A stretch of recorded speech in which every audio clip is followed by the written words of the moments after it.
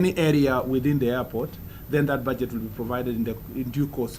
There is, to just answer your question straight, there is no extra money being put so that the charter can be done. It is the existing budgets in different agencies being implemented in a manner that is coordinated and avoids silo mentality.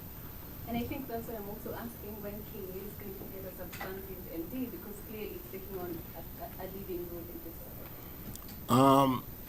The KIA substantive MD is a work in progress. We did advertise, we closed, but we did have some legal, somebody went to court. So it's a work in progress. Thank you. Thank you for clarifying on the budget. It wasn't clear initially. My name is Kiplish from JKIA. How does this marry into the bigger vision of the national aviation policy that you have in the country? And secondly, I think JKIA has been for a long time strained. We are receiving so much, whereas the facilities within, they're not as modern as we would like it to be. So as much as the charter addresses the soft issues of workability within the airport, talk to me how the larger vision of accommodating 30 million visitors by 2030 here and modernizing the airport is actually the charter is supporting that. We'll take that in due course. Can we take the last one, and then we can take the two? None.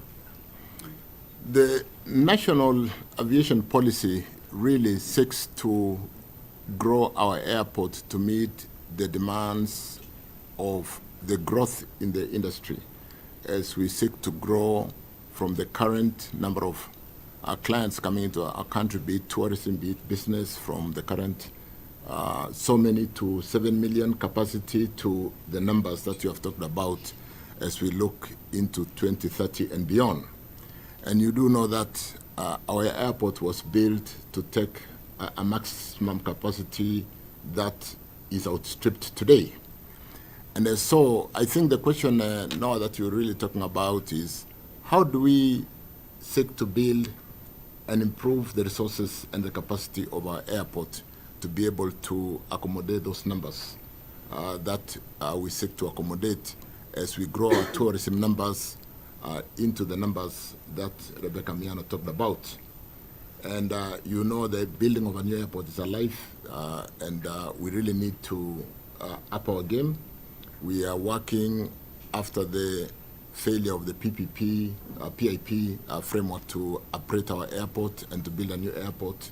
We sit on an airport that got burnt in 2014, and part of our airport is really roofed on tents that you have witnessed occasional leaking when there are heavy rains and storms. And apart from the airport being stripped in capacity of number of passengers, and looking at the horizon on the numbers we need to be servicing in a short while, the building of a new airport is active, an active agenda at Cabinet. We are looking at policies on investments which can support themselves as a business, really being able to do more of PPP as opposed to building on a social capital on our balance sheet. The fiscal headroom that we have today to be able to support things that we need to support more in social, like education, like the health sector, and more of the areas where government needs to really pay more attention, cannot really compete with investments which can draw their own revenue, run their own balance sheet, and be able to service the kind of debts. So we are looking at airport today as a snippet of what did not quite work on airport going out on its balance sheet and taking a facility to develop a new airport, the way Kenyan borrows on its balance sheet. So we'll be looking at KIA on its balance sheet, working with various DFIs, be it EXIM or export credit, whether the export credit will come with conditions of concessioning. Airport should be able to leverage on its balance sheet to develop a new airport, so that the airport is not competing with the social infrastructure investment that we need to do in education, in health, and in the various social areas like food security and supporting the various challenges that we face from time to time, and which we sometimes support as, which we need to support as a government.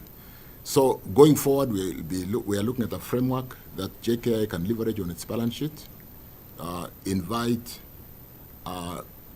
cost-effective or the cost of money that is fairly competitive, that can return on investment in terms of the cost of capital, and develop for us a new airport.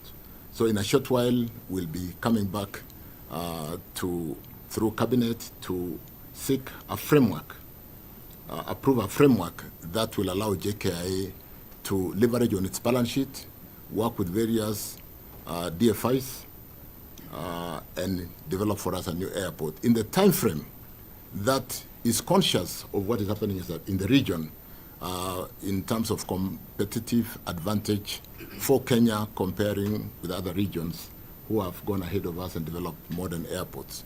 We need to attract the numbers. We don't want visitors coming to Kenya to come through our neighboring as hubs.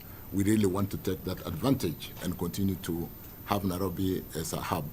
And so in terms of national aviation policy, we are conscious. We are working around the clock. We do know that the PIP could have faced a challenge. And even when we leverage on the balance sheet of JKIA to look at various DFIs with the cost of capital, return on capital, or return on equity, and so on and so forth, we will be looking at a competitive process, even as we get those DFIs to come in. I think, conscious of time, we'll be doing that very quickly, so that the kind of numbers we are receiving in our airport today do have that kind of space to handle the kind of numbers that we seek to be handling in a short while and going forward. Thank you. Asanteni. Thank you so much.